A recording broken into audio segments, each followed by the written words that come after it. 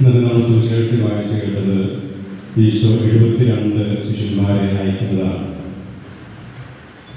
ഈശോയുടെ വാക്കുകൾ, ഈശോയുടെ പ്രവൃത്തികളൊക്കെ തനിക്ക് മുമ്പേ അൽഫോൻസാമയെക്കുറിച്ച് ഏറെ ചിന്തിക്കുന്ന മാസമാണിത്.